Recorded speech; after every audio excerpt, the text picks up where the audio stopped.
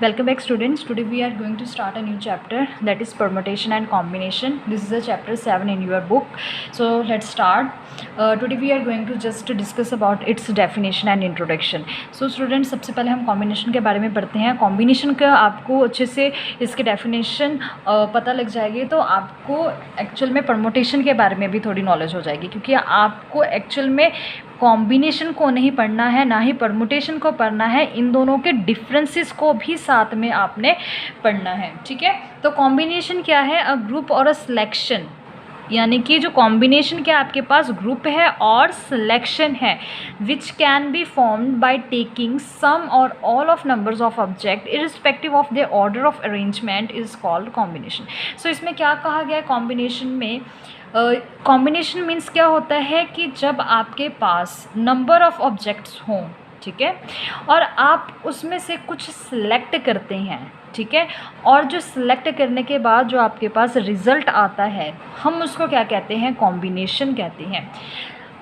हम इसको एग्जांपल से समझते हैं. सपोज़ आपके पास अल्फ़ाबेट्स हैं A B C D E F. Clear? अब आपके पास ये अल्फ़ाबेट्स हैं F तक. मैंने आपको ये बोला है कि आप इसमें से कोई 3 अल्फ़ाबेट्स जो हैं वो सिलेक्ट करें, ठीक है, आप उनका ग्रुप बनाएं. तो आप क्या ले सकते हो? आप ABC ले सकते हो, BCD ले सकते हो, CDE ले सकते हो. सो मीन्स आप कोई भी इनमें से जो 3 आपके पास अल्फ़ाबेट है, कोई भी 3 अल्फ़ाबेट्स का आप एक ग्रुप बना सकते हो. ठीक है, तो ये तो जो प्रोसेस है ये हो गया कॉम्बिनेशन का. ठीक है, तो कॉम्बिनेशन आपको यहाँ से क्लियर होगी कि कॉम्बिनेशन क्या होता है कि आपके पास डिफरेंट आइटम्स हैं या डिफरेंट ऑब्जेक्ट्स हैं.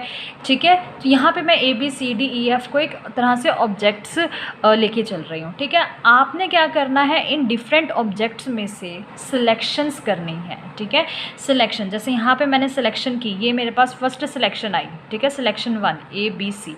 ये मेरे पास सिलेक्शन 2 आई BCD. ये मेरे पास सिलेक्शन 3 आई CDE.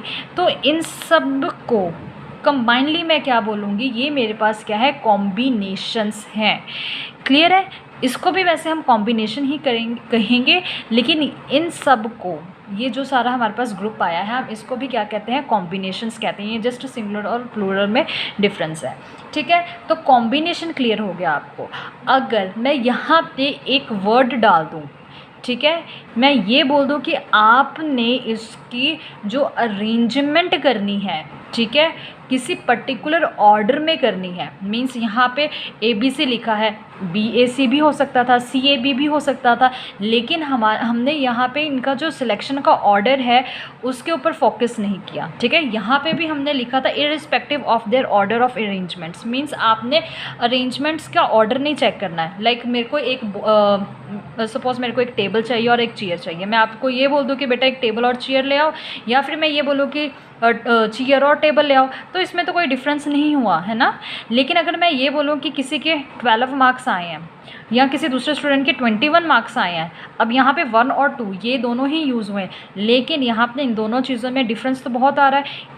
12 और 21 बोथ आर डिफरेंट. अगर हम 0-9 ले लें, ठीक है, किसी स्टूडेंट के 9 मार्क्स है, और यहाँ पे मैं 90 ले लूँ तो किसी और स्टूडेंट के 90 मार्क्स हैं, तो इन दोनों में तो काफ़ी डिफरेंस आया. क्योंकि अगर यहाँ पे ऑर्डर मायने रखता है, 0 पहले आया और 9 बाद में आया तो 9 मार्क्स आए, और 9 पहले आया और 0 बाद में आया, दैट मीन्स 90 मार्क्स आए.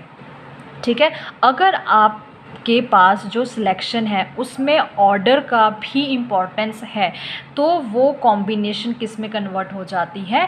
परमुटेशन में कन्वर्ट हो जाती है. क्लियर है?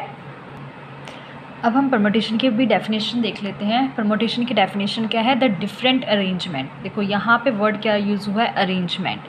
which can be made out of a given number of things by taking some or all at a time are called permutation. Permutation का मतलब क्या है? जो भी आप सिलेक्शन ले रहे हो, ठीक है, जो आप ग्रुप बना रहे हो, उसकी अरेंजमेंट भी इम्पॉर्टेंट है. यहाँ पे मैंने क्या कहा था कि आपके पास A to F तक क्या है? हमारे पास एलिमेंट्स हैं, ठीक है, अल्फ़ाबेट्स है.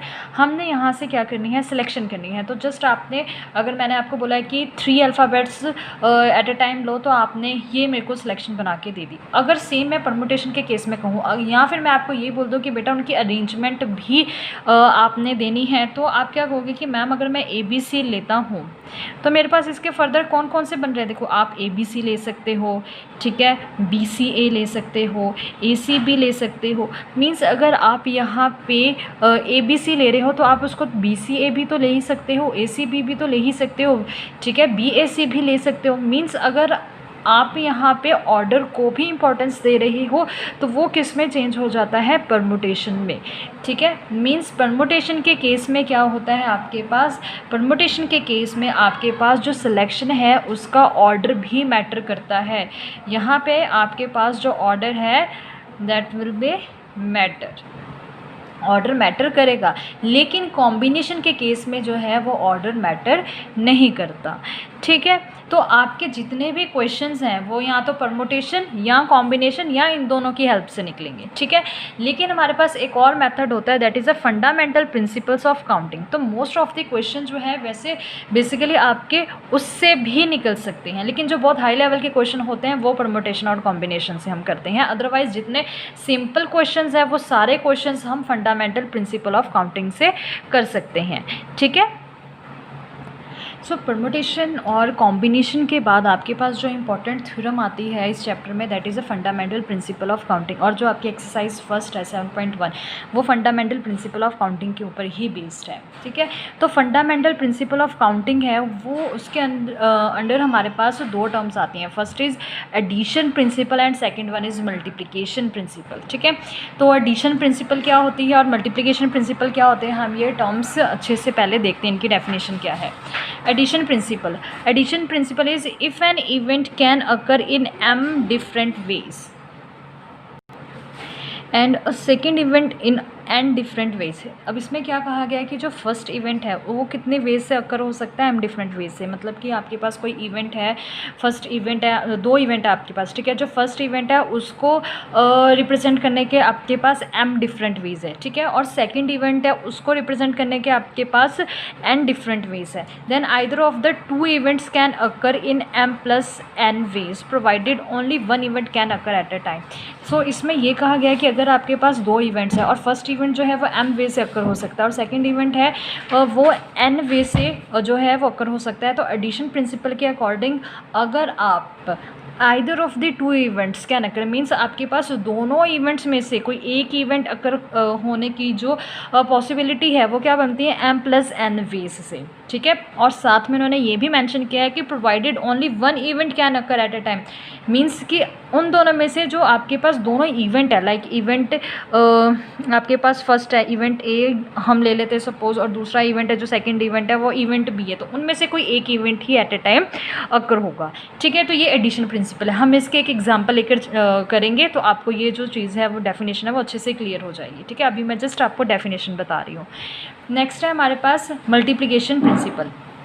तो मल्टीप्लिकेशन प्रिंसिपल में क्या होता है, if an event can occur in m different veg, means आपके पास कोई एक इवेंट है, ठीक है, इवेंट ए सपोज कर लेते हैं या फर्स्ट इवेंट ले लेते हैं, तो वो उसके अकर होने के आपके पास वेज है m डिफरेंट वेज, ठीक है।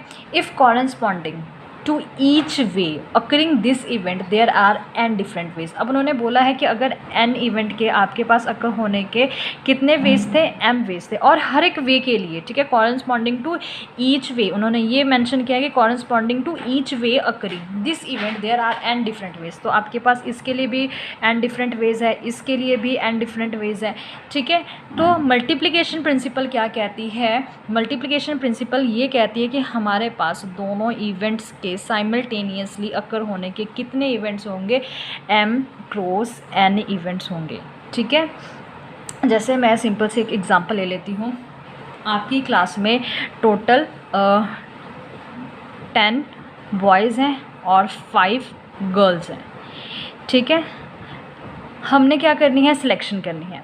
अब मैंने आपको ये बोला बेटा कि आपकी क्लास में से, ठीक है, आपके क्लास में से एक बॉय सेलेक्ट होगा, ठीक है, एक बॉय सेलेक्ट होगा और एक गर्ल सेलेक्ट होगी, ठीक है। अब इसमें और का ये मतलब नहीं है और वाला, ठीक है, इसका ये मतलब है कि एक बॉय लेना है मैंने और एक गर्ल लेना है, ठीक है, एक बॉय सेलेक्ट करनी है, साथ में मैंने एक गर्ल भी सिलेक्ट करनी है।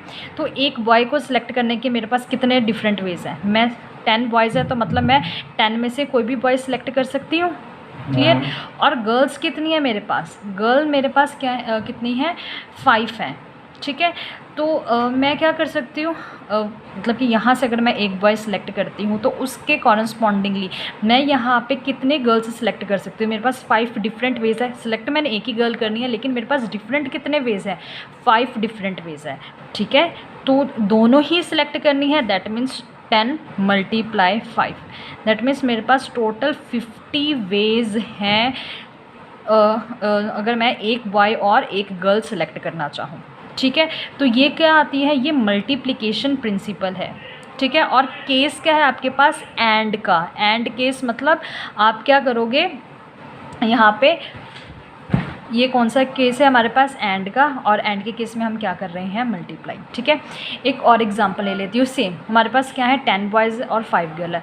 अब मैं आपको बोलती हूँ कि मेरे को आइदर 1 बॉय और 1 गर्ल सेलेक्ट करनी है out of these boys and girls. तो मेरे पास अब क्या होगा, अब मैंने एक बॉय सेलेक्ट करना है, तो टोटल कितने वेज़ है मेरे पास 10 बॉयज़ को सिलेक्ट करने के, 10 वेज़ है टोटल, ठीक है। अब और है, मतलब यहाँ तो 10 बॉय सेलेक्ट करने हैं, यहाँ 10 गर्ल्स सेलेक्ट करने हैं, तो और के केस में आप क्या लिखोगे, प्लस, और एक ही गर्ल सेलेक्ट करनी है, तो गर्ल्स के 5 टोटल गर्ल्स है, तो मतलब मैं 5 तरीक़ों से गर्ल सेलेक्ट कर सकती हूँ। मे बी मैं G1 फर्स्ट गर्ल सेलेक्ट करना चाहूँ, मे बी मैं G2 मतलब सेकंड गर्ल सेलेक्ट करना चाहूँ, G3 सेलेक्ट करना चाहूँ, G4 सेलेक्ट करना चाहूँ, G5 सेलेक्ट करना चाहूँ। मीन्स मेरे पास यहाँ पे फर्स्ट 1 2 3 4 5 टोटल 5 वेज़ हैं गर्ल को सिलेक्ट करने के। तो यहाँ पर मेरे पास टोटल 5 वेज़ आ गए, क्लियर। और 10 + 5 कितने होते हैं, 15। दैट मीन्स मेरे पास टोटल 15 वेज़ हैं अगर मैं यहाँ एक बॉय और एक गर्ल को सिलेक्ट करना चाहूँ, ठीक है। अगर मैं दोनों में से ही सिलेक्ट कर रही हूँ तो मेरे पास कौन सा प्रिंसिपल लग रहा है, अगर मैं fundamental principle of counting use कर रही हूँ तो यहाँ पे मेरे पास मल्टीप्लिकेशन प्रिंसिपल लग रहा है, ठीक है। तो आपको ये पता होना चाहिए कि आपने सिलेक्शन क्या करनी है, एंड वाला केस आ रहा है या और का केस आ रहा है, ये आपको सिर्फ़ और सिर्फ स्टेटमेंट पढ़ के पता लगेंगी, ठीक है। तो स्टेटमेंट जितने अच्छे से आप रीड करोगे उतने बेटर वे से आप ये एक्सरसाइज सॉल्व कर सकते हो, ओके।